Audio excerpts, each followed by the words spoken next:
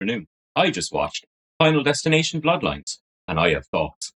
I was bored last Friday night. My local cinema was doing a preview showing, preceded by the original. So while I can probably think of better ways to spend 4 hours on a Friday, it was something to do.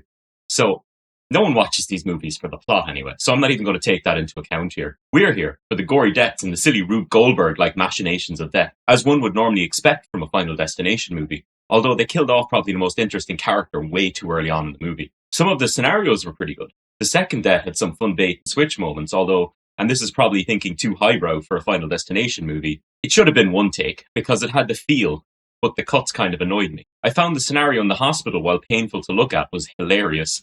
You'll know what I mean when you watch it. But one thing I'll say is that they firstly played way too much into the bait and switch dynamic. It got pretty tired by the end. And secondly, all bar one of the deaths were from head trauma. I mean, inventive and varied head trauma, but head trauma nonetheless. I think the ending fell a bit flat for me and seemed unnecessary. There was no sense of resolution, and it felt like a bit of a cop-out. So, verdict? Highbrow entertainment? No. Meaningful plot and likable characters? No. Creative death sequences? Yeah, I'll give it that. Fun to watch? Well, I didn't enjoy any of the characters, with the exception of Irish, so yeah. It was fun to see them getting stomped. Worth the ticket price? I got to see 2 movies for 12 quid, so for me it was.